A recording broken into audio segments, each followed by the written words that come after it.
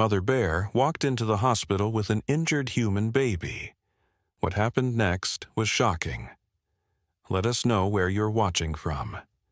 If you love my content, consider supporting it with a super thanks. Also, don't forget to like and subscribe. It'll help us to remain in touch with amazing people like you. The small community hospital in Pinewood Valley glowed against the darkening sky, its windows casting warm rectangles of light onto the parking lot.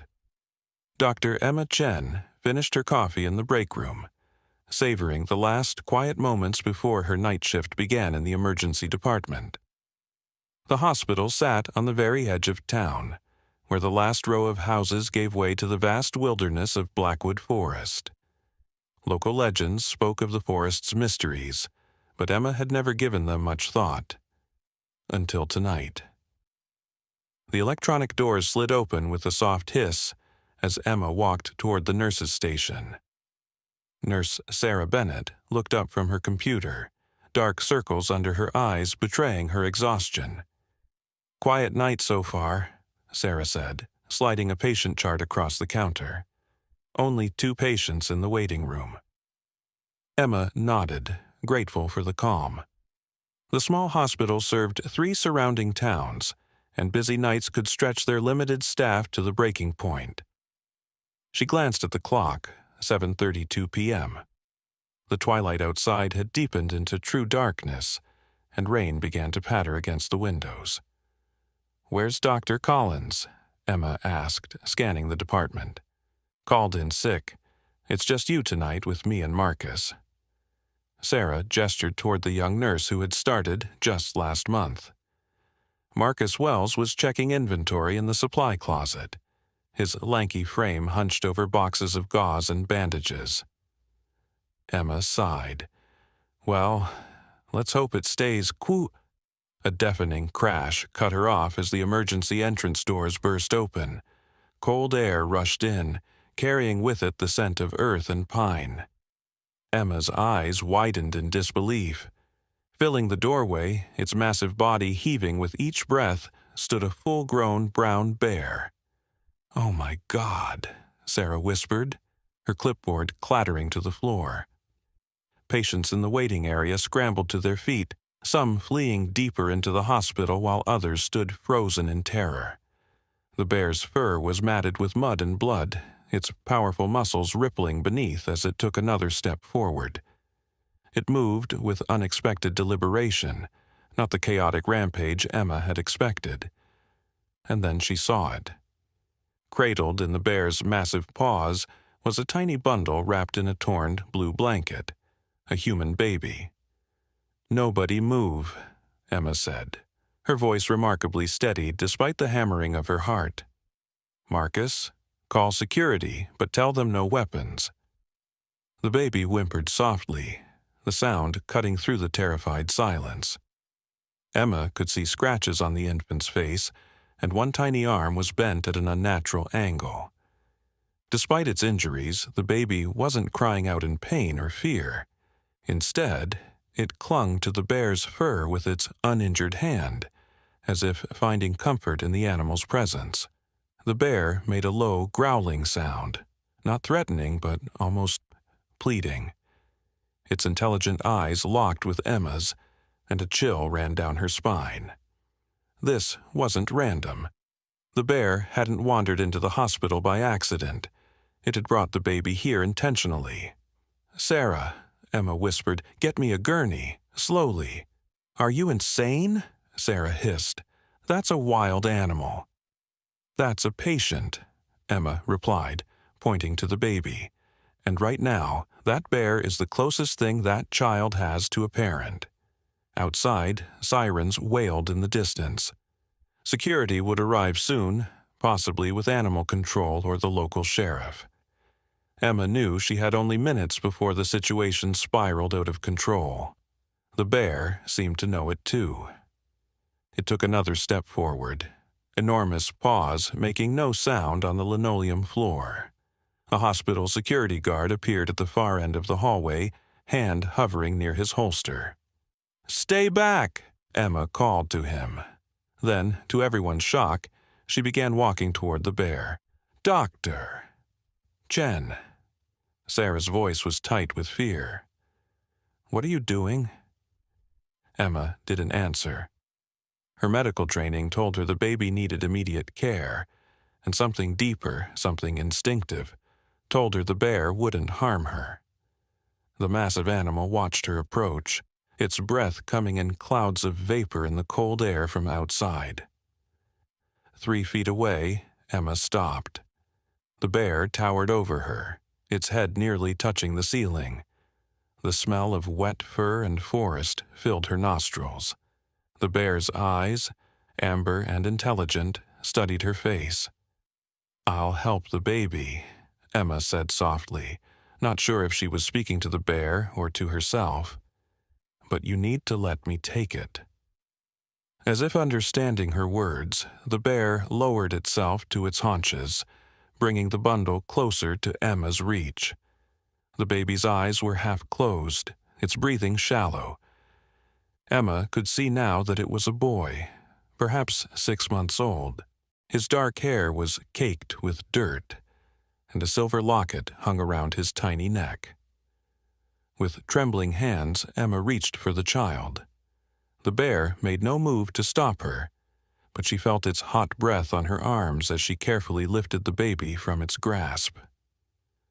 The moment the child left the bear's paws, a collective gasp filled the room. "I've got a gurney," Marcus whispered, appearing beside her with the rolling bed. Emma gently placed the baby on the clean sheets, immediately checking his vital signs. "He's hypothermic but stable. Get me a warming blanket and page pediatrics." Only then did she look back at the bear. The massive animal remained sitting, watching as the medical team swarmed around the baby. Its eyes never left the child, even as security guards cautiously positioned themselves around the emergency department. "Where did he come from?" Sarah asked, applying a gentle pressure to the baby's injured arm. "I don't know," Emma replied, "but this bear dug him out of something. Look at its paws." The bear's claws were broken and bleeding, its fur caked with mud and debris as if it had been digging frantically through earth or rubble. As the pediatric team rushed the baby to a trauma room, Emma found herself unable to move away from the bear. The animal's eyes followed the gurney until it disappeared behind swinging doors. Only then did it turn its gaze back to Emma. "Thank you," she whispered, not caring how foolish it might sound to thank a wild animal. The bear huffed, a sound almost like acknowledgement. Then, with surprising grace for its size, it turned and lumbered back toward the entrance. Security guards scrambled to clear a path, and the automatic doors opened once more to the night. At the threshold, the bear paused and looked back at Emma. In that moment, she felt a connection that defied explanation. Mother to mother, rescuer to rescuer. Then the bear disappeared into the darkness, leaving only muddy paw prints on the hospital floor as evidence it had ever been there. Emma stood frozen, trying to process what had just happened. The emergency room erupted in chaotic conversation, security guards radioing for backup, staff checking on frightened patients. "Dr. Chen," Marcus called from the trauma room. "The baby's locket, there's a name inside." Emma hurried to join him, her mind racing with questions. As she pushed through the doors, Marcus held up the small silver pendant. Inside was a tiny photograph of a smiling couple and an engraving that read, "Ethan Marshall, beloved son." Emma's blood ran cold. She recognized the name immediately. "Call the sheriff," she said urgently. "The Marshalls were reported missing 3 days ago after the landslide on North Ridge." As Marcus rushed to make the call, Emma looked down at the baby, at Ethan, his tiny chest rising and falling beneath the warming blanket. Outside, the storm intensified, rain lashing against the hospital windows. Somewhere in that darkness, a mother bear was returning to the wilderness, having done what no human could explain. And somewhere in that same darkness, Emma realized Ethan's parents might still be alive. The trauma room buzzed with activity as the pediatric team worked on baby Ethan. Dr. Noah Richardson, the pediatrician on call, carefully splinted the infant's broken arm while a nurse cleaned the scratches on his face and body. "Remarkable," Dr. Richardson murmured, examining the baby more closely. Despite the broken arm and mild hypothermia, he's in surprisingly good condition for a child who's been missing for 3 days. Emma stood at the foot of the tiny bed, still processing what she had witnessed. The bear must have been caring for him all this time. A wild bear? Dr. Richardson raised his eyebrows skeptically. "That's impossible." "I saw it with my own eyes," Emma insisted. "The bear wasn't aggressive. It was protective." Sheriff James Cooper arrived 20 minutes later, his uniform soaked from the downpour. His weathered face paled when Emma described what had happened. "I've been with the department for 22 years, he said, removing his hat to run a hand through his graying hair. "Never heard anything like this." "What do we know about the Marshalls?" Emma asked. Sheriff Cooper pulled out a small notebook. "Daniel and Rebecca Marshall, both 32, moved here from Seattle about a year ago. They were hiking near North Ridge when the storm hit 3 days ago. The rain triggered a massive landslide that took out part of the trail. Search and rescue has been looking, but conditions have been too dangerous to reach certain areas." "And they had their baby with them?" Emma couldn't hide her disapproval. "According to neighbors, they were experienced hikers. Rebecca carried the baby in one of those special backpack carriers." The sheriff shook his head. "We assumed all 3 were, well, we weren't optimistic." Emma glanced at baby Ethan, now sleeping peacefully with an IV providing fluids and antibiotics. If the bear found and rescued the baby, the parents could still be out there, possibly trapped. "Or dead," the sheriff said quietly. "Bears have been known to scavenge after—" "This wasn't scavenging." Emma cut him off, her voice sharp. "This bear dug that baby out and brought him to the one place he could get help. It was deliberate." The sheriff looked unconvinced but nodded. "I'll redirect the search based on where the bear came from. Do we have any idea which direction?" Sarah appeared in the doorway. "I think we might." One of our maintenance staff followed the paw prints outside. They lead northwest toward Cooper's Ridge. Sheriff Cooper's radio crackled to life. He stepped aside to answer it, his face growing increasingly serious as he listened. "What is it?" Emma asked when he returned. "Animal Control just reported unusual bear activity near the north side of the landslide area. Several bears, actually."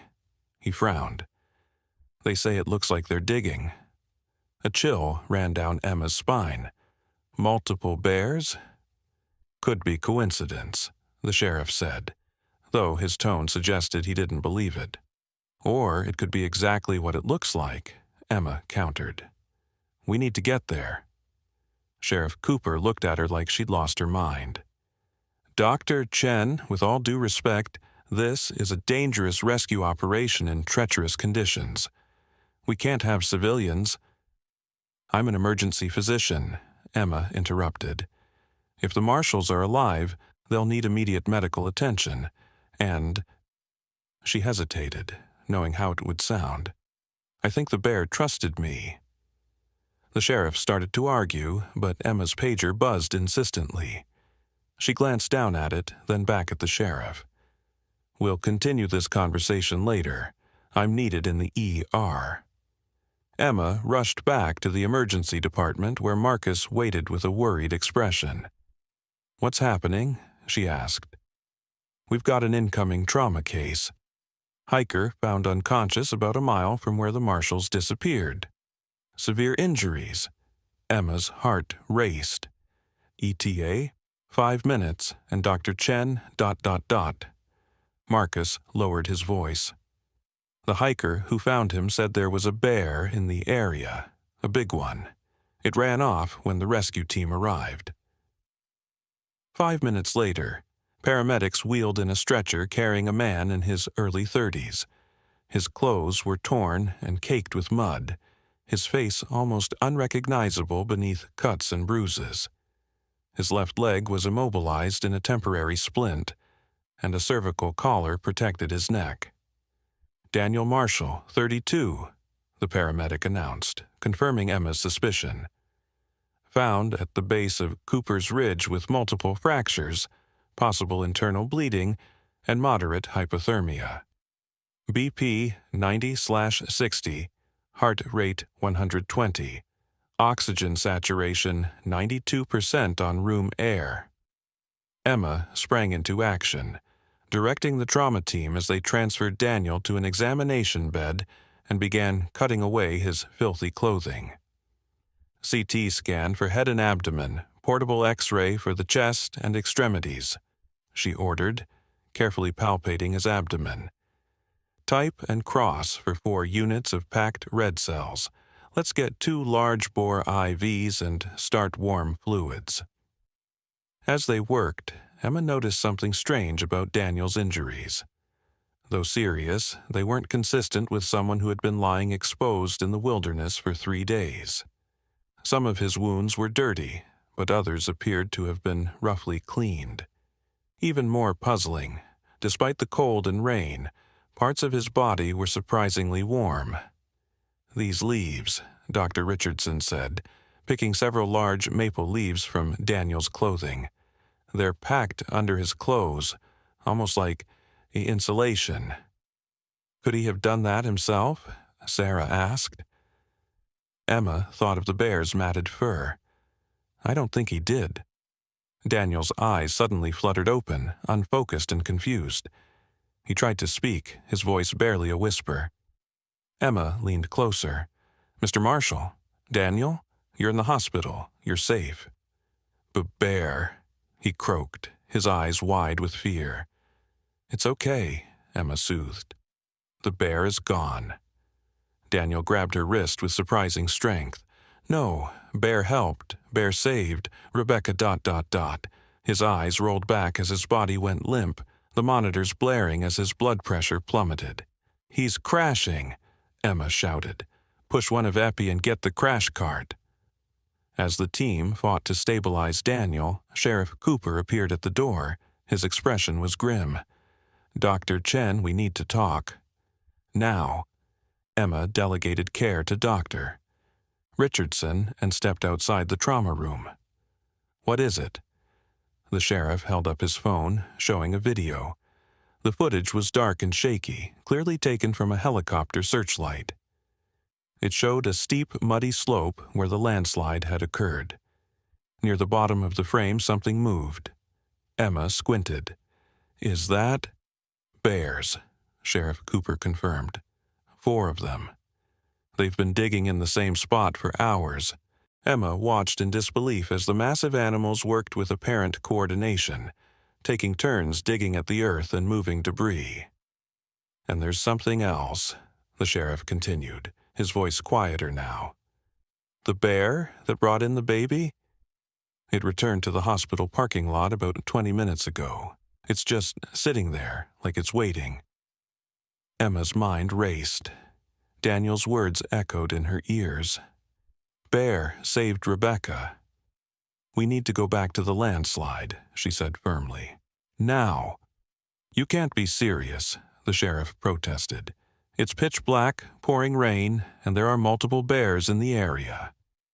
"If Rebecca Marshall is still alive, every minute counts," Emma insisted. "Daniel said the bear helped them. What if that's exactly what's happening? What if those bears are trying to dig her out?" The sheriff looked skeptical, but Emma could see he was wavering. After witnessing a bear bring a baby to the ER, even the most hardened skeptic had to question their understanding of what was possible. "I'll arrange for a rescue team," he finally conceded. But you're staying here, where it's safe. Emma smiled thinly. With all due respect, Sheriff, I'm going whether you take me or not. And I think we might need our unusual visitor, the bear. Sheriff Cooper laughed humorlessly. You want to bring the bear that's sitting in our parking lot to a rescue operation? I think that's exactly why it came back, Emma said. It's trying to tell us something. Before the sheriff could respond, Marcus burst through the doors. Dr. Chen, the baby. Something's wrong with Ethan. Emma rushed to the pediatric unit, where baby Ethan was crying inconsolably, his tiny body rigid with distress. His vital signs were stable, but something was clearly wrong. He was sleeping peacefully and then just started screaming, the nurse explained. We've checked everything. Emma approached the crib, gently placing her hand on Ethan's chest. His cries softened slightly at her touch, but he remained agitated, his eyes moving frantically around the room. A strange thought occurred to her. Has he been like this since his father was brought in? The nurse nodded. Now that you mention it, yes. Almost the exact same time. Emma picked up the baby carefully, mindful of his injured arm, and walked to the window. The parking lot was visible below, illuminated by security lights that cut through the rain. And there, just as the sheriff had said, sat the enormous brown bear, its fur slick with rain, eyes fixed on the hospital. As if sensing their presence, the bear looked up. The moment it spotted Emma holding Ethan, it stood on its hind legs, reaching an imposing height. Ethan's cries immediately quieted. Dr. Chen, Sheriff Cooper said from behind her, his voice tight with tension. Step away from the window. But Emma wasn't afraid. She was beginning to understand. The bear isn't threatening us, she said quietly. It's communicating. She turned to face the sheriff, still cradling Ethan. I think the bear knows where Rebecca is. I think it's been trying to lead us to her all along. Sheriff Cooper looked from Emma to the bear and back again. Years of training told him to secure the area, to protect the hospital from the wild animal. But he had also spent his life in these mountains, respecting the wilderness and its creatures. You really believe this bear wants to help us find Rebecca Marshall? Emma nodded. I do, and I think if we don't follow it soon, it might be too late. The sheriff sighed heavily. I must be out of my mind. He pulled out his radio. Cooper to dispatch. Assemble search and rescue at the north entrance to Cooper's Ridge. Medical team standing by and... He hesitated. Tell animal control to stand down. Repeat, all units stand down. Outside, the bear dropped back to all fours and began pacing, as if sensing the change in plans. Emma handed Ethan to the nurse. Keep him comfortable. I'm going with the sheriff. Wait, the nurse called as Emma headed for the door. What about the bear? How do you plan to follow it? Emma thought for a moment, then removed her hospital lab coat. We'll need something with the baby's scent.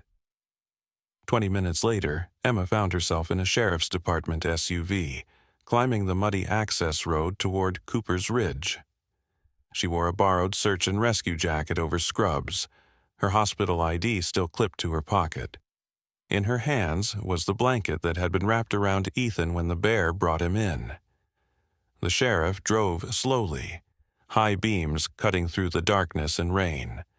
Behind them, 2 more vehicles carried search and rescue personnel and medical equipment. This is insane, Sheriff Cooper muttered, knuckles white on the steering wheel as they navigated the treacherous road. Following a bear into the wilderness at night during a storm. Sometimes insanity is exactly what's needed, Emma replied, her eyes scanning the road ahead. The headlights suddenly illuminated a massive shape in the middle of the road. The bear sat waiting, its eyes reflecting the light like amber flames. "Stop the car," Emma said. The sheriff brought the vehicle to a halt 30 feet from the animal. The bear stood, shook its wet fur, and turned to look back over its massive shoulder before lumbering into the trees.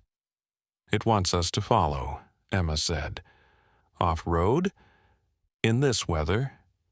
The sheriff gestured at the steep, muddy slope beside the road. A sharp knock on the window made them both jump. A tall man with a weathered face and a search and rescue uniform peered in. "Mark Winters, team lead," he introduced himself when the sheriff lowered the window. "My team can proceed on foot from here. We've got equipment for difficult terrain." "The bear is leading us somewhere off the main road," Emma explained, expecting disbelief. Winters nodded seriously. "Sheriff filled us in on the situation. Strange as it sounds, I've worked in these mountains for 15 years. Animals sometimes know things we don't." He gestured to the group of rescuers gearing up behind him. "We're ready when you are." With flashlights, ropes, and medical equipment distributed among the team, they set off into the forest, following the bear's tracks in the mud. The rain had lessened to a drizzle, but the ground was treacherous, slick with mud and hidden roots. Emma clutched Ethan's blanket, occasionally holding it out as the bear's tracks became harder to follow. Each time, the animal seemed to sense their confusion and would reappear, waiting patiently before continuing on. They had hiked nearly a mile when Winters raised his hand, signaling the group to stop. Ahead, the ground dropped away sharply where the landslide had carved out a section of the mountainside. In the valley below, flashlights revealed the other bears, still digging methodically at the base of the slide. "That's where we need to go," Emma said, pointing. Winters assessed the slope. "We'll need to rappel down. The ground's too unstable for a direct descent." As the rescue team prepared their equipment, Emma noticed their bear guide growing agitated, pacing and huffing. "It thinks we're taking too long," she realized. As if confirming her suspicion, the bear let out a low, rumbling growl and started down the slope, choosing a longer but more gradual path than the sheer drop the humans faced. "We'll meet it at the bottom," Winters decided, helping Emma into a harness. "You ever rappelled before, Doctor?" "Chen?" Emma shook her head, suddenly aware of how far out of her depth she was. "Just lean back into the harness and walk yourself down slowly," he instructed. "I'll be right beside you." The descent was terrifying. Rain made the ropes slippery, and twice Emma lost her footing, swinging wildly before regaining control. By the time her feet touched the ground at the bottom of the slope, her heart was pounding and her hands were raw, despite the gloves Winters had lent her. But there was no time to recover. Their bear guide had already joined the others at the dig site, and the animals parted as the humans approached, retreating just far enough to watch from a wary distance.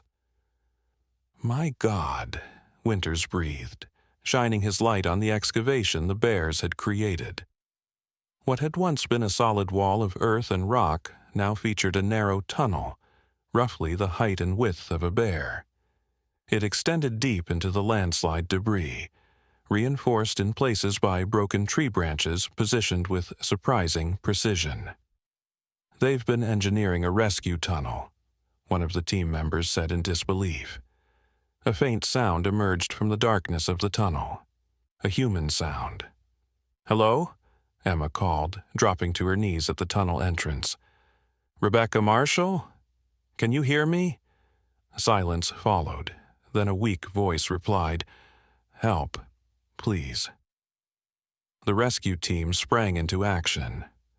Winters suited up with a helmet and lights, preparing to enter the tunnel. "It's too narrow for a stretcher. We'll need to stabilize her first, then figure out extraction."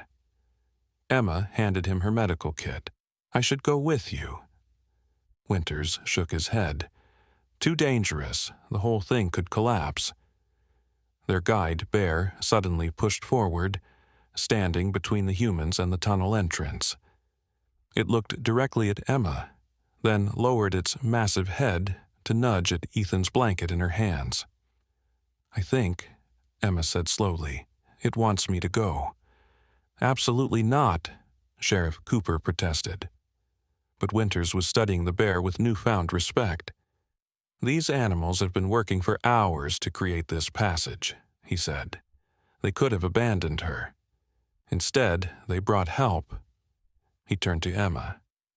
"The tunnel's clearly bear-sized. If they've been going in and out, it might be safer than we think." Against the sheriff's continued objections, Emma donned a helmet with a headlamp and prepared to enter the tunnel. The bear watched, oddly calm, as she gathered medical supplies in a small backpack. "I'll be right behind you," Winters promised. "Any sign of instability, you back out immediately." Emma nodded, took a deep breath, and crawled into the tunnel. The space was tight but navigable, the walls surprisingly solid where the bears had packed them with mud and reinforced them with branches. The air grew thinner as she progressed, heavy with the scent of damp earth and something else, the metallic tang of blood. After what felt like an eternity of crawling through darkness, her light illuminated a small cavity in the earth. There, wedged between fallen trees and rocks, lay a woman. Her face was pale beneath streaks of dirt, her clothing torn and bloody, but her chest rose and fell with shallow breaths. "Rebecca?" Emma called softly. The woman's eyes fluttered open, unfocused and glazed with pain. "The bears," she whispered. "They've been protecting me." Emma shuffled forward into the small space, immediately checking Rebecca's vital signs. Her pulse was weak but steady, her breathing labored.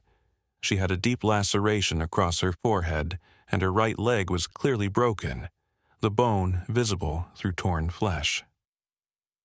"I'm Doctor Chen," Emma explained, quickly applying pressure to stop the bleeding from Rebecca's leg. "Your husband and son are safe.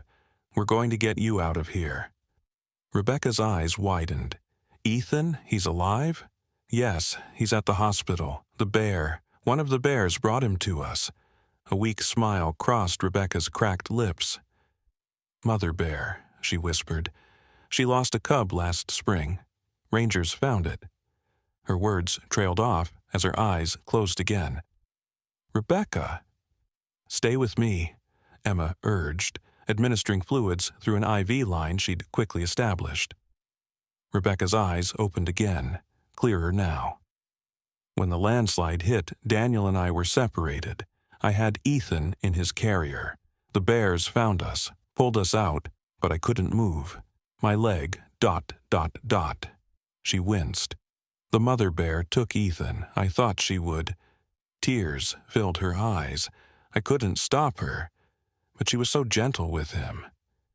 Emma worked as Rebecca spoke, stabilizing her leg and checking for other injuries. The space was too confined for proper examination, but Rebecca seemed remarkably free of life-threatening injuries beyond the broken leg and probable concussion. "How did you survive in here?" Emma asked, trying to keep Rebecca alert and talking. "The bears," she said simply. "They brought me food, berries, a fish once, and they—" She gestured weakly to the sides of the cavity, where Emma now noticed a thick layer of dry leaves and grass formed a kind of nest. "They kept me warm, took turns lying near the entrance." Winter's voice called from the tunnel. "Dr. Chen, status?" "Patient is stable but needs immediate extraction," Emma replied. "Compound fracture of the right femur, possible concussion, mild hypothermia, but conscious and oriented." "We're setting up a pulley system," he called back. "Can you get her to the tunnel entrance?" Emma looked at Rebecca doubtfully. Moving her would be painful and potentially dangerous. "I heard that," Rebecca said, surprising Emma with her lucidity. I can move. I've been trying to crawl out for days, but I was too weak. With Emma's support, Rebecca began the agonizing process of dragging herself toward the tunnel entrance. Every movement brought fresh blood seeping from her leg wound, but her determination never wavered. "My husband?" she asked through gritted teeth. "How badly is he hurt?" Emma hesitated. "He's receiving treatment. He was the one who told us the bears helped you." Rebecca nodded, then froze. "Listen." A low rumbling sound vibrated through the earth around them. Dust and small pebbles rained down from the ceiling of their small sanctuary. "The tunnel's collapsing," Emma realized with horror. "We need to move now." She helped Rebecca into the narrow passage, the injured woman crying out in pain as her broken leg dragged behind her. The rumbling intensified, and larger chunks of earth began falling around them. "Winters!" Emma shouted. "The tunnel's giving way." No answer came. The headlamp illuminated swirling dust, making it impossible to see more than a few feet ahead. Emma's lungs burned, each breath bringing in more dirt than air. "Keep going," she urged Rebecca, helping her forward inch by painful inch. Behind them, a loud crash signaled the collapse of the cavity they had just left. The tunnel was failing quickly, the bears' engineering finally giving way after days of strain. Just when Emma thought they would be buried alive, a different sound reached them, digging, frantic and powerful. A beam of light cut through the dust, and suddenly the powerful form of their bear guide appeared, clawing at the earth between them and freedom. "It's creating an escape route," Emma realized, her voice filled with wonder even in their dire situation. The bear tore at the earth with incredible strength, widening the tunnel where it had begun to collapse. Emma pushed Rebecca forward, following closely behind. The bear retreated as they advanced, continuing to clear their path. After what seemed like an eternity, fresh air rushed into Emma's lungs as they emerged from the tunnel. The rescue team rushed forward, quickly transferring Rebecca to a backboard. Emma collapsed onto the muddy ground, coughing and gasping. When she looked up, she found herself surrounded by bears, 4 of them now, watching the humans work with curious eyes. "They're not leaving," Sheriff Cooper observed, his hand still hovering near his weapon despite his earlier agreement. "They want to make sure she's okay," Emma said, surprising herself with the certainty she felt. As the rescue team prepared Rebecca for the difficult journey back up the slope, Emma approached the bear that had guided them, the mother bear, she now understood. The massive animal watched her without aggression, its intelligent eyes reflecting the rescue team's lights. "Thank you," Emma said softly. The bear huffed once, then turned away. One by one, the bears disappeared into the darkness of the forest, their job complete. As dawn broke over Pinewood Valley, Emma sat in the hospital's waiting room, still wearing her mud-encrusted clothes. Both Daniel and Rebecca Marshall had survived emergency surgery and were now in recovery. Baby Ethan, reunited with his extended family who had rushed to the hospital, was expected to make a full recovery.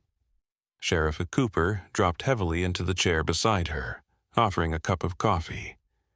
"You look like you could use this." Emma accepted gratefully. "Any sign of our friends?" The sheriff shook his head. "They've vanished back into the wilderness.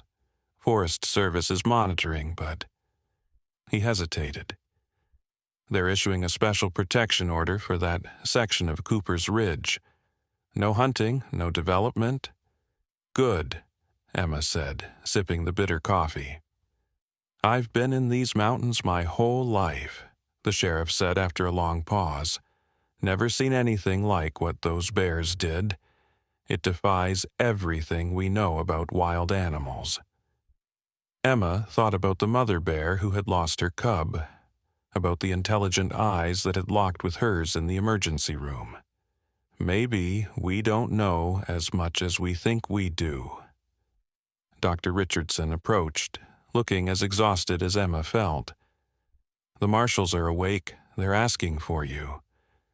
Emma found Rebecca and Daniel in adjacent beds in the ICU, their hands stretched across the gap between them, fingers intertwined. Although pale and clearly in pain, both managed smiles when she entered. A small bassinet had been placed beside Rebecca's bed, where baby Ethan slept peacefully, his tiny arm properly cast and his scratches already beginning to heal. "Our miracle family," Emma said, checking their vital signs out of habit. "The real miracle was the bears," Daniel said, his voice hoarse. "And you believing in them?" Rebecca squeezed his hand. "The rangers told us the mother bear lost her cub last spring. They found it near our hiking trail." She recognized another mother's pain, Emma suggested. When she found Ethan, she chose to save him instead of leaving him, Rebecca finished, tears streaming down her face. And then she went back for us. Outside the window, the morning sun illuminated the edge of Blackwood Forest. Somewhere in those trees, Emma knew, a mother bear was returning to her life, carrying a story no human would ever fully understand. But in that moment, in the quiet hospital room, Emma understood enough. Sometimes compassion transcended species. Sometimes the line between human and animal blurred in the most beautiful, unexpected ways. And sometimes the most shocking part of any story was discovering how connected all living things really were. 3 days later, Emma sat at her desk reviewing patient charts before the start of her shift. The hospital had finally returned to some semblance of normalcy, though the events of that night had changed Pinewood Valley forever. News vans still crowded the parking lot. Journalists eager to interview anyone connected to what they were calling the miracle of Blackwood Forest. Emma had declined all requests. The story didn't belong to her. It belonged to the marshals and to the bears. A knock on her office door pulled her from her thoughts. Sarah poked her head in, her expression troubled. "There's someone here to see you. Says it's urgent." Emma glanced at her watch. "My shift doesn't start for another 20 minutes. "It's not a patient," Sarah said, lowering her voice. "It's Garrett Wilson, the developer." Emma's stomach tightened. Everyone in town knew Wilson. Enterprises had purchased a large tract of land on the northern edge of Blackwood Forest. Land that included much of Cooper's Ridge. The company had been fighting environmental groups for months, trying to secure permits for a luxury resort development. "Send him in," Emma said, closing the patient file. Garrett Wilson swept into the office with the confident stride of a man accustomed to getting his way. Tall and impeccably dressed in a tailored suit that seemed out of place in their small mountain town, he carried an air of authority that filled the small space. "Dr. Chen," he said, extending his hand. "I've been hoping to meet you." Emma shook his hand briefly. "What can I do for you, Mr. Wilson?" He settled into the chair across from her desk without waiting for an invitation. "I wanted to personally thank you for your heroism. The whole town is talking about your incredible rescue of the Marshall family." "It wasn't just me," Emma replied carefully. "The search and rescue team, and the bears," Wilson interrupted, a tight smile on his face. "Yes, I've heard the stories." Something in his tone put Emma on edge. "They're not stories, Mr. Wilson." "I was there." Wilson leaned forward, his expression shifting to one of concern. "Dr. Chen, you've been through a traumatic experience. In high-stress situations, our minds can play tricks on us. Anthropomorphizing animal behavior is a common psychological response." Emma stared at him in disbelief. "Are you suggesting I imagined what happened?" Not at all, he said smoothly. I'm merely suggesting that there might be a more scientific explanation for what you witnessed. Bears are territorial, they dig, they can appear protective when they're actually being aggressive. 20 people saw what happened, Emma countered, her voice rising. The sheriff, the rescue team, the marshals themselves, all traumatized, all exhausted, all wanting to believe in something miraculous. Wilson spread his hands in a placating gesture. Look, I'm not here to debate you. I'm here because this narrative is creating problems for my development project. There it was, the real reason for his visit. The Forest Service has extended the protection zone, he continued. They're citing your bear story as evidence that the area contains unique wildlife behavior patterns worthy of study. It's costing my company millions. Emma felt a surge of satisfaction. Good, that land should be protected. Wilson's friendly facade cracked slightly. Dr. Chen, be reasonable. One unusual incident doesn't justify halting progress.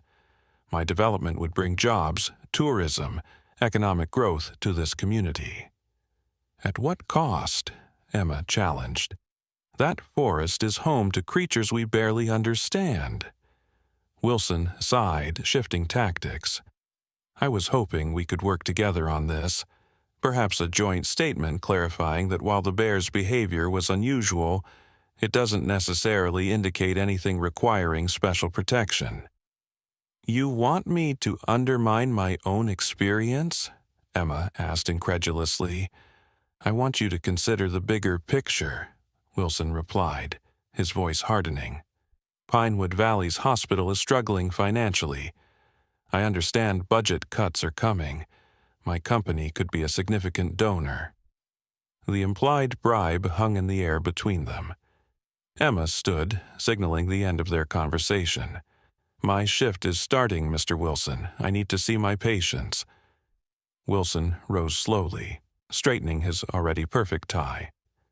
Think about it, Doctor. Chen, my offer won't remain open indefinitely. He placed a business card on her desk. Call me when you're ready to be reasonable. After he left, Emma sat back down, her hands trembling with anger. The worst part was that Wilson wasn't entirely wrong about the hospital's financial troubles. The small community hospital had been operating in the red for the past 2 years. Budget cuts were indeed coming. But what Wilson was asking her to do... Her phone buzzed with a text from Marcus. Turn on the news. Channel 5, now. Emma pulled up the live stream on her computer. The local news anchor looked grave as she reported from the edge of Blackwood Forest, confirming that shots were fired early this morning on Cooper's Ridge. Witnesses report that a hunter illegally entered the protected zone and fired upon what he claims was a charging bear. Forest Service officials have not confirmed whether any animals were injured, but blood trails were found at the scene. Emma's blood ran cold. Despite the protection order, someone had gone after the bears. She grabbed her phone and dialed Sheriff Cooper. I was just about to call you, he said when he answered. It's bad, Emma. How bad? We found blood, a lot of it, and tracks leading deeper into the forest. The mother bear? Emma asked, dreading the answer. Can't confirm, but it was a large female. The hunter claims self-defense, says the bear charged him. That's bull... Emma stopped herself. Those bears weren't aggressive. They helped us. I know, the sheriff said quietly, but the hunter's story fits the conventional understanding of bear behavior. Wilson's people are already spinning this as proof that the protection order was an overreaction. Emma gripped the phone tightly. We need to find her. Emma, if the bear is wounded, it's even more dangerous. We can't have civilians. I'm not a civilian, she interrupted. I'm a doctor, and I'm going whether you help me or not. A long pause followed. "Meet me at the ranger station in 30 minutes, he finally said. "And Emma? Don't tell anyone where you're going." Emma quickly arranged coverage for her shift, citing a family emergency. As she grabbed her coat, she hesitated, then picked up Wilson's business card and tucked it into her pocket. She might need it later. The ranger station was buzzing with activity when Emma arrived. Forest Service personnel, local police, and wildlife officials coordinated their efforts around a large map spread across a conference table. Sheriff Cooper nodded at her from across the room, gesturing for her to join a smaller group huddled in the corner. Dr. Chen, a tall woman in a Forest Service uniform, greeted her. "I'm Chief Ranger Julia Diaz. Sheriff Cooper tells me you have unique insight into these bears." Emma explained what she had witnessed during the rescue, trying to convey the intelligence and deliberate nature of the bear's behavior. To her surprise, Ranger Diaz nodded thoughtfully rather than dismissively. "We've been tracking this particular group for years," she explained. "They've always shown unusual social patterns, more cooperative than typical brown bears, almost wolf-like in their group dynamics." "The mother bear," Emma asked, "is she the one that was shot?" Ranger Diaz's expression darkened. "Based on the track size and weight distribution, we believe so. The blood trail leads deep into the old-growth section of the forest. It's extremely rugged terrain. If she's wounded, she needs help," Emma insisted. "I understand your concern, Doctor Chen," Ranger Diaz said carefully, "but approaching an injured bear would be suicidal. We're sending tracking teams to locate her, but if she's severely wounded, our options may be limited to humane euthanasia." "No," Emma said firmly. "That bear saved 3 human lives. We owe her the same chance." Sheriff Cooper cleared his throat. "There might be another option. Dr. Nate Blackwood, the wildlife veterinarian who works with us on bear relocations, he might be able to treat her if we can find her." "I've already called him," Ranger Diaz replied. "He's assembling his gear. But finding a wounded bear in nearly 500,000 acres of wilderness." She shook her head. "It would take a miracle." Emma thought back to the hospital, to the way the bear had looked directly at her, communicating its needs. An idea began to form. "What if we had help finding her?" she asked. "What kind of help?" Sheriff Cooper asked. "The marshals," Emma replied. "The bears formed a connection with them, especially with Ethan." Ranger Diaz looked skeptical. "You want to bring an injured baby into the forest to search for a wounded bear?" "Not into the forest," Emma clarified. "But if we had something with Ethan's scent, something the other bears might recognize, it could help us locate the injured mother." It was a long shot, but no one had a better idea. While the Rangers assembled their tracking teams, Emma drove to the hospital where the marshals were recovering. She explained the situation to Rebecca and Daniel, who immediately offered their help. "The blanket Ethan was wrapped in when the bear brought him to the hospital," Rebecca suggested. "The nurses saved it for us as a keepsake." "That's perfect," Emma said. "And," she hesitated, "we need something else. Something that might help Dr. Blackwood treat the bear if we find her." Daniel and Rebecca exchanged a look. "Anything," Daniel said firmly. An hour later, Emma returned to the ranger station with Ethan's blanket and a small vial of the baby's blood that had been drawn that morning for routine testing. Dr. Blackwood, a burly man with a salt and pepper beard, examined the vial with interest. "Bears have a highly developed sense of smell," he explained. "If these bears have formed a connection with this child, his scent might indeed help us locate them. As for the blood sample," he carefully packed it with his medical supplies. "It's unorthodox, but I've seen stranger things work in wildlife medicine." By noon, a search party had assembled. Emma insisted on joining them despite numerous objections. Dr. Blackwood had reluctantly agreed she might be useful if they found the wounded bear, given her role in the rescue. The team consisted of Ranger Diaz, Doctor, Blackwood, 2 experienced trackers, and Emma. Sheriff Cooper had wanted to come but was needed to deal with the hunter, who was now in custody for violating the protection order. "Be careful," he warned Emma as they departed. "These aren't the same bears you met before. A wounded bear is unpredictable." The ascent to Cooper's Ridge was grueling. Though the rain had stopped, the ground remained treacherous, mud clinging to their boots and making each step a struggle.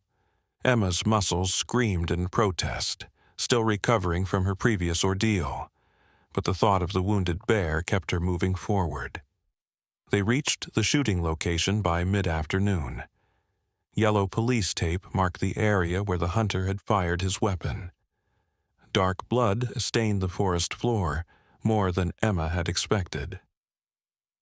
"The bullet likely struck a major vessel," Dr. Blackwood said grimly, examining the blood pattern.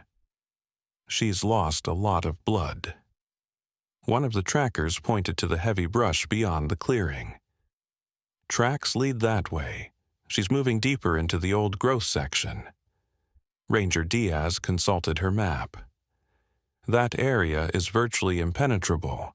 No trails, no access roads. If she's headed there..." "She's seeking safety," Dr. Blackwood finished. "Bears often retreat to the densest parts of their territory when injured." Emma opened her backpack and removed Ethan's blanket, still carrying the baby's scent. "What if we try this?" Dr. Blackwood took the blanket, holding it carefully by the edges to preserve the scent. He moved to the edge of the clearing, where the bear's tracks disappeared into the underbrush, and gently laid the blanket on the ground. "Now we wait," he said, motioning everyone to step back. They retreated to a safe distance and settled in to observe. Minutes stretched into an hour, the forest silent except for the occasional call of a bird or rustle of small animals in the undergrowth. Emma was beginning to think her idea had failed when a low huffing sound came from their right. Everyone froze. Slowly, deliberately, a bear emerged from the dense vegetation. Not the mother bear, but a younger male they had seen during the rescue. The bear approached the blanket cautiously, sniffing it thoroughly. It then raised its head, seeming to scan the group of humans. Its gaze settled on Emma, recognition flickering in its eyes. "It remembers you," Dr. Blackwood whispered, his voice filled with wonder. The bear huffed again, turned, and disappeared back into the forest. The blanket remained untouched. "Was that a good sign or a bad one?" Emma asked, her heart racing. "I'm not sure," Ranger Diaz replied, "but I think we should follow it." Following a bear through dense forest without a trail was slow, dangerous work. The bear seemed to be deliberately keeping just within sight, stopping occasionally to look back, as if ensuring they were still coming. The terrain grew increasingly difficult, the old growth section living up to its reputation for impenetrability. As dusk approached, Ranger Diaz checked her watch with growing concern. "We need to turn back soon. Navigating this terrain in darkness would be too dangerous." "Just a little further," Emma pleaded. "I think we're close." The bear had stopped at the edge of a small ravine, looking down into its depths. Then, with a final glance at the humans, it descended out of sight. The group cautiously approached the edge. Below, a small creek cut through the forest floor, creating a natural hollow sheltered by the massive roots of an ancient redwood. And there, nestled among the roots, lay the mother bear. She was alive, but barely moving, her breathing shallow and labored. Dark blood matted the fur on her right shoulder, and her eyes were dull with pain. Surrounding her, keeping watch, were the other bears they had seen during the rescue. A total of 5 bears now, all gathered around their wounded matriarch. Dr. Blackwood assessed the situation quickly. The bullet appears to have hit her shoulder. She's lost a significant amount of blood, but if we can treat her quickly. How do we get down there? Emma asked. And more importantly, how do we approach her without getting killed? The younger bear that had led them suddenly scrambled up the ravine wall, stopping just 10 feet from their position. It huffed and pawed at the ground, then looked at Emma expectantly. I think, Dr. Blackwood said slowly, they want our help. Ranger Diaz looked from the bears to Dr. Blackwood in disbelief. You can't be serious. Those are wild animals. Wild animals that saved 3 human lives, Emma reminded her. And now they're asking us to return the favor. Dr. Blackwood made a decision. I need to get down there. If there's any chance of saving her, it has to be now. I'm coming with you, Emma said firmly. Absolutely not, Ranger Diaz protested. Dr. Blackwood is trained for this. You're not. She knows me, Emma insisted. From the hospital, if anyone has a chance of getting close without triggering aggression, it's me. After several minutes of tense discussion, a compromise was reached. Dr. Blackwood would descend first with his medical equipment. Emma would follow, carrying Ethan's blanket as a peace offering. The rest of the team would remain above, ready to intervene if necessary. The descent into the ravine was treacherous, loose soil giving way beneath their feet as they carefully picked their way down. When they reached the bottom, the circle of bears parted slightly, creating a narrow path to the wounded mother. Move slowly, Doctor, Blackwood whispered. Keep your eyes down. Direct eye contact can be seen as a challenge. Emma clutched Ethan's blanket in front of her like a shield. Her heart pounded so loudly she was sure the bears could hear it. The younger bear that had led them watched from nearby, its behavior so unlike anything she had been taught about wild bears that it seemed almost surreal. As they approached the wounded mother, she raised her head weakly, nostrils flaring as she caught Ethan's scent on the blanket. A soft whimper escaped her, the sound so vulnerable, so unlike the powerful animal Emma had first encountered that tears sprang to her eyes.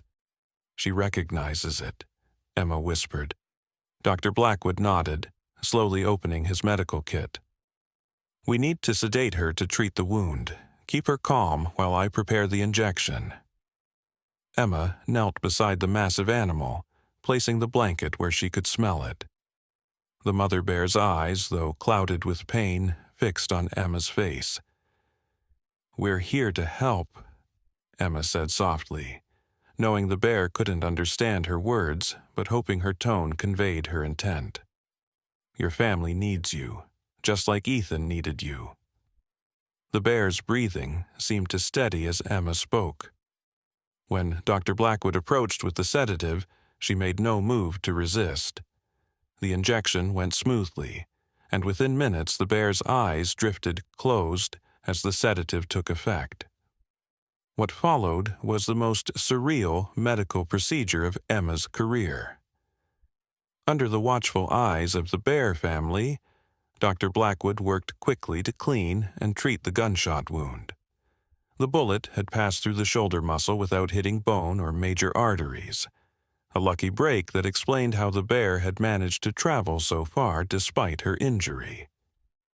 She's lost a lot of blood, Dr. Blackwood said as he finished applying a pressure bandage. In humans, we'd perform a transfusion. Emma remembered the vial of Ethan's blood. Could this help? Not as a transfusion, but maybe. Dr. Blackwood considered it. Bears have an incredible sense of smell.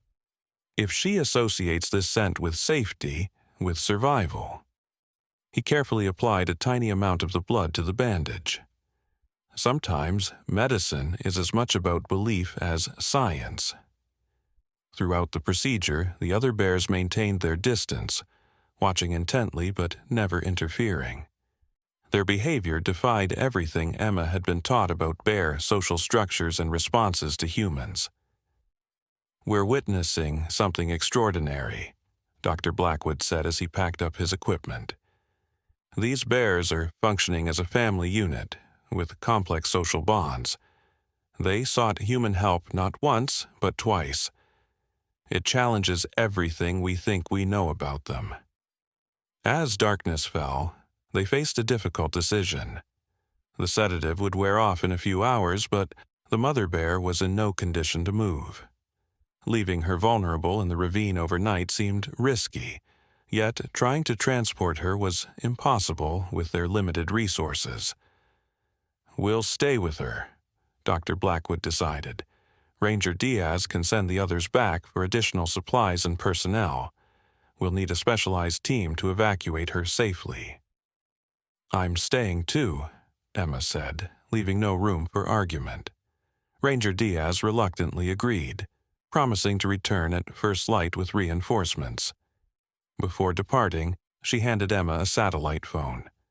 "Signal is spotty, but if there's an emergency—" As night engulfed the forest, Emma and Dr. Blackwood settled in for a long vigil. They built a small fire for warmth and light, careful to maintain a respectful distance from the sedated bear. To their amazement, the other bears remained nearby, occasionally circling the perimeter as if standing guard. "It's like they understand we're trying to help," Emma observed. Dr. Blackwood nodded. "There's a theory that animals that have positive interactions with humans can pass that knowledge to others in their group. These bears may have learned that humans can be allies, not just threats." "The mother bear lost a cub last year," Emma said, remembering what Rebecca had told her. "Rangers found it near the Marshall's hiking trail." "Grief changes animals just as it changes people," Dr. Blackwood replied softly. "Perhaps, when she found Ethan, she saw a chance to save someone else's child when she couldn't save her own." As the night wore on, Emma found herself struggling to stay awake. The events of the past week had left her physically and emotionally drained. Dr. Blackwood noticed her exhaustion. "Get some rest," he urged. "I'll wake you if anything changes." Emma must have dozed off because she woke with a start to find the eastern sky lightening with the first hints of dawn. Dr. Blackwood was checking the mother bear's vital signs, his expression concerned. "How is she?" Emma asked, scrambling to her feet. "Her breathing is steady, but her temperature is dropping. Shock, blood loss. She's not out of danger yet." A sound from above drew their attention. The younger bear that had led them to the ravine was scrambling down the slope, moving with urgent purpose. It approached the mother bear, nuzzling her gently before turning to face Emma and Dr. Blackwood. It huffed and pawed at the ground, then looked up at the ridge. "Something's coming," Dr. Blackwood said, rising slowly. Emma scanned the ridge, expecting to see Ranger Diaz and the rescue team. Instead, through the morning mist, she saw a familiar figure in an expensive suit, flanked by two men carrying rifles. Garrett Wilson. "How did he find us?" Emma whispered in horror. Dr. Blackwood's expression darkened. "The hunter. He must have told Wilson where he shot the bear." The bears sensed the danger immediately. The younger bear positioned itself between the humans on the ridge and the wounded mother, a low growl rumbling in its chest. The others emerged from the forest, forming a protective circle. "Stay calm," Dr. Blackwood advised. Any sudden movements could trigger a defensive response, from the bears or from those men. Wilson spotted them and called down. "Doctor, Chen, quite a camping trip you've chosen. My security team and I were concerned when we heard you were out here overnight." "This area is under a protection order, Wilson," Emma called back. "You have no right to be here." "Actually, Wilson replied smugly. "I received special permission to survey my property this morning. The protection order has been temporarily suspended while the Forest Service reviews new evidence suggesting the bears pose a public safety threat." Emma felt sick. Wilson must have pulled strings, used his influence to override the protection order, and now he had caught them treating the very bear he wanted to prove was dangerous. "The bear was shot illegally," Dr. Blackwood shouted. "We're providing emergency medical treatment." Wilson's laugh echoed through the ravine. "Emergency treatment? For a bear? I'm sure the medical board will find that fascinating, Doctor. Chen, operating outside your license, administering controlled substances to wildlife without proper authorization." Emma felt trapped. Wilson was right. She had no legal authority to be treating the bear. If he reported her, her medical license could be in jeopardy. "What do you want, Wilson?" she demanded.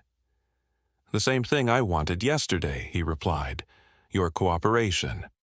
A simple statement confirming that these bears, while interesting, don't display any behavior requiring special protection, that the danger they pose outweighs any scientific value." "You want me to lie," Emma said flatly. "I want you to be reasonable," Wilson countered. "Look at the situation you're in, Doctor. Chen, trespassing on private property, practicing veterinary medicine without a license, interfering with wildlife management." He spread his hands wide. "One word from me, and your career is over." The younger bear growled louder, sensing the tension. Wilson's security men raised their rifles slightly. "Don't!" Emma shouted. "They're not threatening you."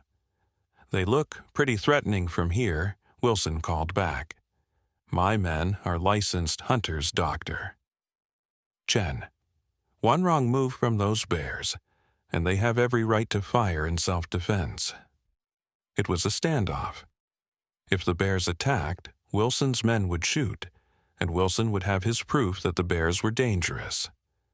If Emma refused to cooperate, he would destroy her career and likely get permission to develop the land anyway.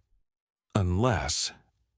"You have no idea what you're dealing with, Wilson," Emma called up, her mind racing. "These bears aren't just animals. They're intelligent, compassionate beings who risked their lives to save the marshals. They engineered a rescue that would challenge human teams. They're more valuable than any resort you could build." Wilson scoffed. "Dramatic stories make for good news, Doctor. Chen, but they don't hold up in court. I need facts, not fairy tales." "Facts?" Emma pulled out her phone. "How about the fact that I've been recording everything since we found the wounded bear? Dr. Blackwood's professional assessment of their unusual social behavior, their coordinated rescue efforts, their ability to recognize human allies." She was bluffing. She had no such recording. But from the flicker of uncertainty on Wilson's face, she knew she'd struck a nerve. "How about the fact that the marshals are giving exclusive interviews this morning? That National Geographic is sending a team to document these bears? That the governor's office has expressed interest in creating a special research sanctuary here?" More bluffs, but Emma could see Wilson's confident expression faltering. "Or how about this fact?" she continued. "I've accepted a very generous offer for my story. The condition? That I name everyone who tried to suppress the truth about these bears, including developers who bribed officials to suspend protection orders." Wilson's face darkened with anger. "You're lying. Am I?" Emma held up her phone as if it contained the evidence. "You're a businessman, Wilson. Calculate the risk. What happens when this story breaks internationally?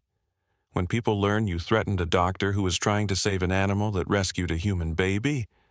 How many of your investors will stick around when the public boycotts your resorts?" For a long moment, Wilson said nothing. Then he turned to his security team. "We're leaving." This area is clearly unsafe." "That's right," Emma called after him. "And I suggest you drop your appeal against the protection order. It would be a shame if your involvement in this morning's incident became public knowledge." After Wilson and his men disappeared, Emma collapsed against a tree trunk, adrenaline draining from her body. Dr. Blackwood stared at her in amazement. "You bluffed him," he said. "All of it. The recordings, the interviews, the governor?" Emma nodded weakly. "Seemed like our only option. It was brilliant, but now we have a more immediate problem." He gestured to the mother bear, whose breathing had become more labored. "We need that rescue team." Emma reached for the satellite phone, but before she could dial, a shout came from above. Ranger Diaz appeared at the ridge, followed by a team carrying equipment and a large animal stretcher. "Sorry we're late," she called down. "There was some confusion at the checkpoint. Developer named Wilson tried to block us, claiming this was his property." Emma smiled grimly. "He won't be a problem anymore." The next few hours passed in a blur of activity. The rescue team carefully placed the sedated bear on the specialized stretcher and began the arduous process of lifting her from the ravine. The other bears watched from a distance, seemingly understanding that the humans were helping their matriarch. As they finally reached the ridge, the bear began to stir, the sedatives wearing off. Dr. Blackwood quickly administered another dose, ensuring she would remain calm during transport. "We've arranged for her to be taken to the Wildlife Rehabilitation Center," Ranger Diaz explained. "She'll get the best care possible there." "What about the others?" Emma asked, watching the bear family observing from the tree line. "They're wild animals," Ranger Diaz reminded her gently. "They need to remain in their natural habitat, but we'll monitor them, make sure they're okay while she recovers." As the rescue team prepared to depart, Emma approached the younger bear that had guided them to the ravine. It watched her with those intelligent eyes, maintaining a respectful distance. "We'll take care of her," Emma promised softly, "and we'll protect your home." The bear huffed once, then turned and disappeared into the forest, followed by the others. For animals that had supposedly never developed complex social bonds, their coordinated behavior was remarkable, almost as if they were communicating, planning. Maybe, Emma thought, they are. Back at the hospital that evening, Emma visited the Marshalls to share the news. Both Rebecca and Daniel were recovering well, and baby Ethan's injuries were healing nicely. They listened wide-eyed as Emma described the bear rescue operation. "They're amazing creatures," Rebecca said when Emma finished her story. "I wish I could thank them properly." "I think you already have," Emma replied. "By surviving. By allowing Ethan to be their connection to us." Daniel reached for his wife's hand. "We've been talking, Emma. When we're discharged, we want to help protect those bears, the forest, all of it." "How?" Emma asked. "The story of what happened to us is valuable," Rebecca explained. "We've already had offers from major networks, book publishers. We could use that platform to raise awareness, to protect Blackwood Forest and its bears." "Wilson won't give up easily," Emma warned them. "He has money, influence." "So do we now," Daniel said firmly. "And we have something he doesn't: the truth." As Emma left the hospital that night, she paused in the parking lot, looking toward the distant outline of Blackwood Forest against the night sky. The mother bear would recover, the experts had assured her. In time, she would return to her family, to the forest that was her home. And Emma? She had her own family now, not just her colleagues at the hospital, but the Marshalls, Sheriff Cooper, Dr. Blackwood, Ranger Diaz. A family forged through shared experience, through witnessing something miraculous together. Her phone buzzed with a text from an unknown number. My offer still stands. Last chance. Giudibuguyu. Wilson's final attempt at intimidation. Emma deleted the message without replying. Some things were worth more than money, more than career advancement. Some things, like the truth, like preserving the connection between all living things, were worth fighting for. As if in response to her thoughts, a distant sound carried on the night air, the low, haunting call of a bear somewhere in the darkness of Blackwood Forest. Not a threat, not a warning, but a reminder. We are here. We remember. We are more than you know. Emma smiled and turned toward home, carrying that truth with her.